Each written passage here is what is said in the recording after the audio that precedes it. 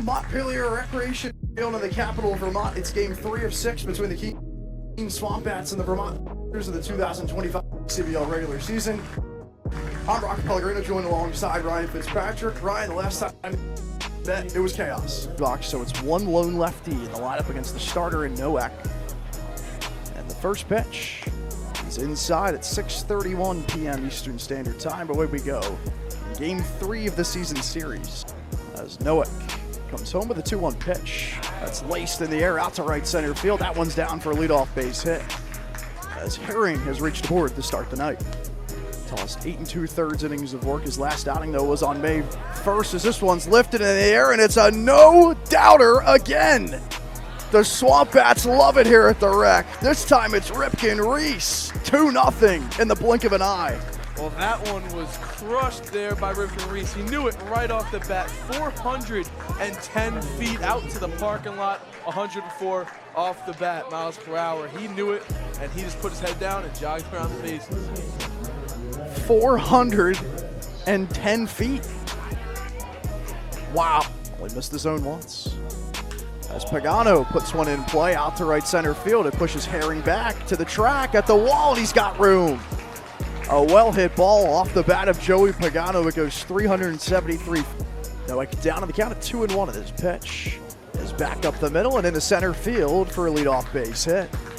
Similar script to the first. Looks over at first at the runner in Manolfi, who stays, and this one's opposite way in the right. Back-to-back base hits, a high hop.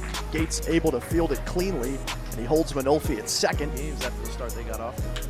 As this one's ripped into right center field, it chases Daniel and Gates to the track. And that one's off the top of the wall. One run is home in Manolfi. Hitting third is Harris. He's going to stop there, and it's an RBI double for TJ Schuyler to make it 3-0. Ethan Nowak on the hill on his pitch. It's a high chopper to the left side that will score a run. Fielding it is Acker, and he puts a throw on over to first that gets by the first baseman in Smith. Hitting third and stopping there is Schuyler. Advancing over to second is Bell. Still nobody out, and the run scores. It's 4-0. Still looking for the same pitch here ahead of the count.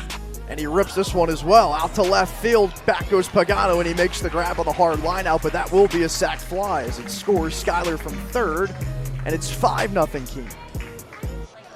Here's the pitch. Opposite way, right field. Gates back. He's looking up, and that one is gone. It continues for Keene here at the Rec. Ripken Reese, his second homer of the night. He's red hot. It's 7-0. That time got a fastball in the outside corner of the plate, just off of it, and waited back, delivered a line drive, 98 miles per hour, right over the fence. That one looked like it was going to at least be caught right off the bat, and then ended up being like, okay, the back was turned. Gates was not turning back to that ball. 2 straight games where they weren't putting up many runs. Now it's time to swing it. This one's hard hit. Out to left field. Did he get enough? Yes, he did. The third homer of the night. Back-to-back for Reese and Perez. It's 8-0.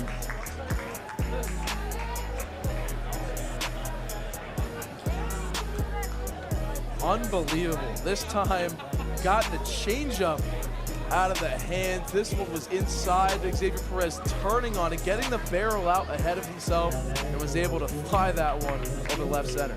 You know the Mountaineers love this deal. Pitch.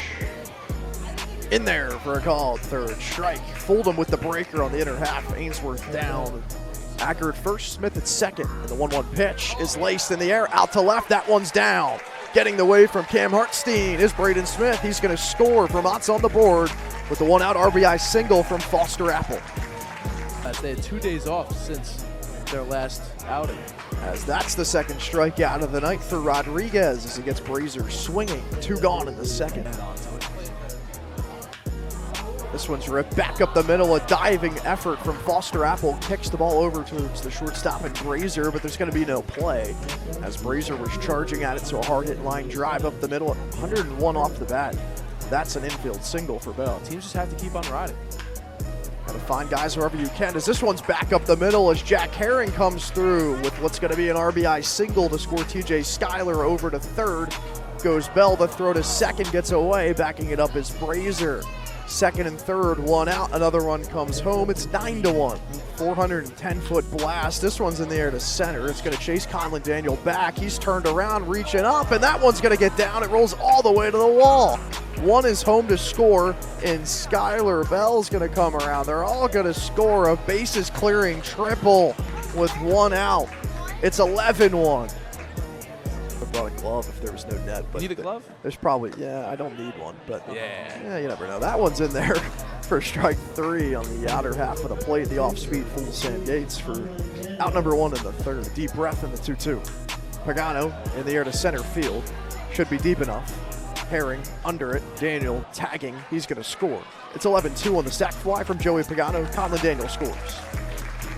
Here at the top of the third as Ainsworth swings away and misses at that offering from David Rodriguez, who gets through 3 innings and gets his 4th punch out there. After his visit, he knew that was the place to go. As he grounds that one towards the hole, that's going to get through for a base hit. Romano will stop over at second base, so 2 on to start the top of the 4th after that base knock. The payoff pitch. Struck him out! Keene Forster starts his outing with a K, a backdoor breaking ball to sit him down. Performances of all time, one of the best. Grounded over the third, Romano with a chance of a 2-ball on the second for 1. To first, in time, a double play. 5-4-3 to end the inning. The SwampBats lead 11-2. We're heading to the 5th. Another try at the 2-2 pitch. Struck him out! Keene Forster able to work out of the jam. There's 2 left stranded after a couple were on. On a walk to load the bases with a guy already at third. That's right. The 2-2. Driven to left field, that's going to fall for a base hit. A leadoff hit for Jaros. His first of the day at the zone. And obviously, catchers don't put in the same effort. As that one's driven to left center, looks like that one's going to get down for an extra base hit. Jaros is easily scoring safely and rolling into second base with an RBI double is Nick Romano, the last SwampBat in the starting lineup to get a hit. Yeah.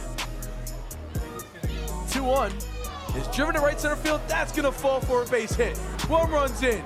Here comes Ty Manolfi. He will score. Getting raved around is Tupou, but he'll hold up at third. It's another 2 RBI double for the SwampBats. It's 14-2. 2 games. 5 innings under his belt. As the runner goes, the throw into second is in time. Bottom of the 6th. Might say wrap this up. The 0-2 struck him out. Max Weber riding off for the caught stealing for the second out. Dan's still coming out.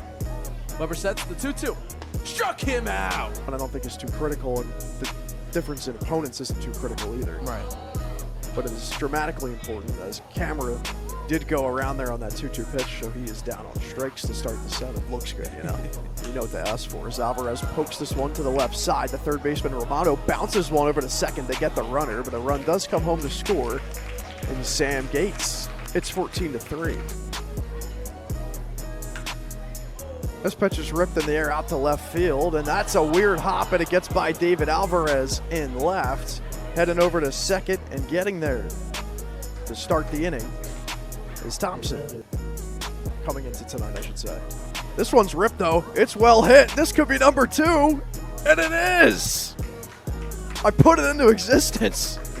Jack Herring goes deep, 382 feet over the right field fence, a 2-run blast to make it 16-3. Well, there it is right there. A nice 79 mile per hour fastball on the outside corner and just ripped it over the right field wall. Line drive going 382 feet. 103 off the bat. I like it. In there for a called 3rd strike. And Andrew Lepine, after giving up a hit to Foster Apple, his teammate, gets the punch out of Brazier. Beating the Newport Goals 5-4. This one's hit on the ground. And the shortstop, Brazier, throws it, gets by Addison Ainsworth. And a leadoff base runner aboard. That's Pitts. That's got to be a hit right there. Pitcher's going to beat that out. 2-2. Swing and a miss. Got him swinging for the first strikeout and out number 1 in the 9th. Back-to-back punch-outs. A deep breath. Runner, camera's off. Swing and a miss. The throw down from the catcher is not in time. A competitive throw for Thompson, but camera's in his second base.